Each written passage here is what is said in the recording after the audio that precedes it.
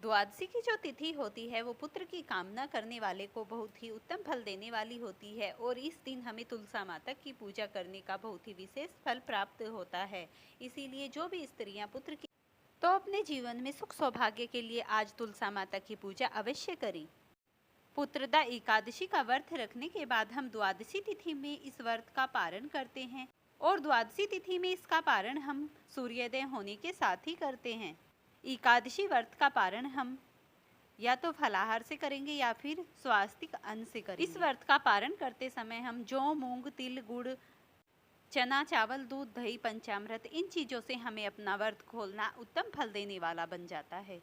और द्वादशी के दिन तुलसी पत्ते वाला जल पीना अत्यंत शुभ बताया जाता है। द्वादशी में व्रत का पारण करते समय ब्राह्मणों को भोजन कराएं, गाय को भोजन खिलाएं, जरूरतमंदों को दान करें और इस तरीके से ब्राह्मणों को दक्षिणा देकर अपने व्रत का संपूर्ण पारण करें। पूजन विधि: द्वादशी के दिन हमें सुबह ब्रह्म मुहूर्त में उठ जाना चाहिए और स्नान करने के बाद अपने घर में जो भी तुलसी का पौधा हो उसे गंगा जल से स्नान कराना चाहिए। उसके बाद अपने घर के पूजा घर मंदिर में शुद्ध देसी घी का दीपक जलाएं। भगवान श्री हरि विष्णु की प्रतिमा को कुमकुम या फिर चंदन का तिलक लगाएं और फिर पूजा करते समय ओम तुलसियो नमः इस मंत्र का 108 बार जप करें। उसके बाद भगवान श्री हरि नारायण के सामने तुलसा माता की कथा और आरती करनी चाहिए। इससे भगवान अति प्रसन्न होते हैं। द्वादशी के दिन तुलसी की पूजा करने का विशेष ही महत्व होता है और व्यक्ति को बहुत प्रकार की सुख समृद्धियां मिलती हैं। इस द्वादशी के दिन जो स्त्रियां पुत्र की इच्छुक होती हैं, जीवन में सुख शांति चाहती हैं, उन्हें द्वादशी के दिन पुत्रदा एकादशी का व्रत जरूर धारण करके द्वादशी तिथि में पारण करना चाहिए। भगवान अब आप श्री द्वादशी विष्णु को तिथि की प्रसन्न कथा करने का के लिए श्रवण पूरे पूरे ध्यानपूर्वक सभी करिए। नियमों का एक पालन करके नगर अपने था व्रत का जिसमें पालन एक करना दैत्यराज चाहिए। रहा करता था। उस घर में एक कलावती कन्या का जन्म हुआ जो अत्यंत सुंदर और सौभाग्यशाली थी।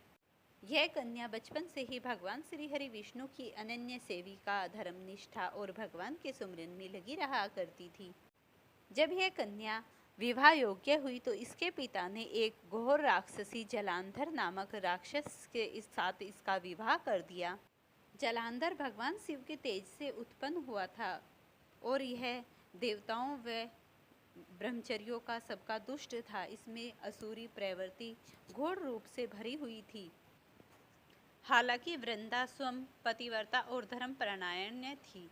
उसने अपने पति के लिए परम तपस्या की थी। उसकी पतिव्रत्य शक्ति के प्रभाव से जलांधर को कोई देवता पराजित नहीं कर सका।